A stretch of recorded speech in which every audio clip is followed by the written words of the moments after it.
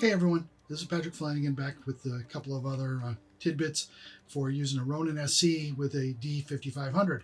I got a request from Itasham Hater. Posted a question as to whether or not you could actually use the Ronin-SC with a 5500 with a 300mm lens on it. The question is, yeah, if you really want to. The main problem is that as soon as you go out to 300mm, you've got a weird balance going on here because the center of gravity really isn't behind the camera. It's somewhere back here somewhere. So what you need to do is add some kind of counterweight to it. And what I ended up doing was grabbing a couple of 1/4-20 bolts and some 1/2-inch nuts and an adapter that I had laying around, and was able to actually jerry-rig this.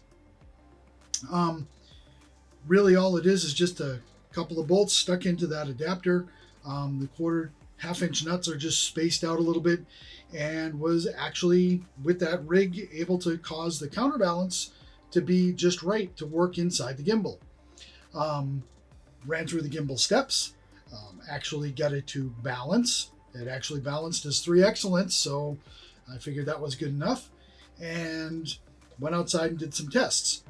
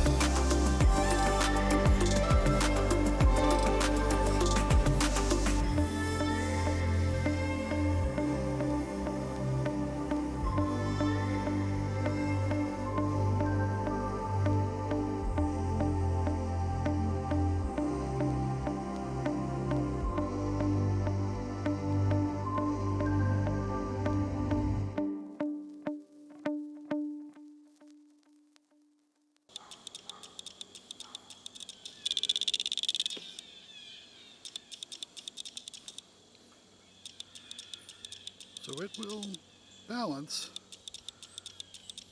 but this is like how fast things are going by at 300mm. So I don't know how well you're gonna kind of keep track of stuff. Now granted, hopefully your idea of doing this is somewhere else, like maybe something more stationary. But of course, if I hold the trigger, get this to focus for a second, there we go. Hold the trigger, of course it will balance up pretty good, and it'll hold it, keep it steady. So it's really tough to say what you really want to do, but it should work. Now, of course, the drawback is I can't go to low slung mode, and I can't, go to true flashlight mode if I wanted to, but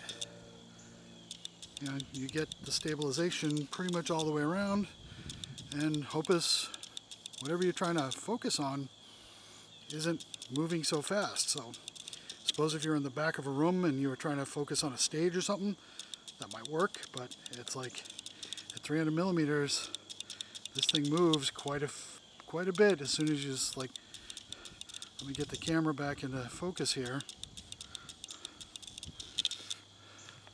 Double pump the trigger. Find my camera, using the joystick to come down. Wrong way, this way. There's a tripod. So that's the camera. Let's try focusing on it.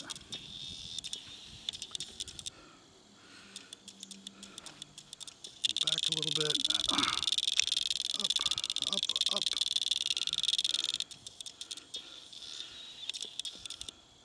So there's the camera focused. Now I'm not holding the trigger right now, and it to me looks a little shaky. Pull the trigger, and it looks like I'm doing all right. But of course, with the trigger pulled, I can't spin. So now I try to spin to get it to do the follow, and I'm not, it's like I can't move fast enough to do the tracking. So something relatively steady, this should work. Something that's moving around, you might have a little hard time focusing in on. But it does it, so it's up to you how far you want to take it. So as you can see, I mean, it works. However, your problem's going to be is that you have to leave the lens at whatever focal length you want to deal with. So if you go from here and you come back in, you've changed everything about the balance of the camera. So you're going to end up messing up the balance on the gimbal.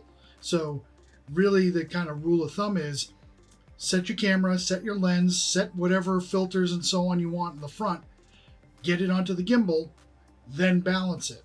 Now, of course, you probably can balance it with just a bunch of anythings, but you're going to need some kind of counterweight on the back. Whether or not you want to use that from the hot shoe like I did, or if you want to actually slide the base plate further back and maybe use that, because of course you can mount this anywhere you want along the slide of the actual gimbal, and then you can always bolt something to that. Now, in a perfect world, what you would want to do is get something that can be as flat to the back of the camera that has as much of the weight as you need to do the counterweight. I'm sure there's some people out there who actually sell legitimate counterweights. I just don't really have the need. I'm not shooting at a 300 millimeter, so I'm kind of just figure if I ever need to, I can jerry rig something together with the nuts and bolts. But if you're looking for something that's kind of a little bit more permanent, I would definitely look at sliding this back and mounting onto that part. Again, you're going to need to watch out for that back motor. You're only going to have a certain amount of space, and you are going to, of course, not be able to probably get this whole thing into that flashlight mode. But if you're just standing holding the gimbal vertically, you're probably going to be fine. Let me know if there's anyone has any other questions on this. I can certainly give some other things a try. Again, I used a heavier lens for my test. I do have a lighter lens. Figured I'd go for the heavier one first, and worked out pretty well. Thanks.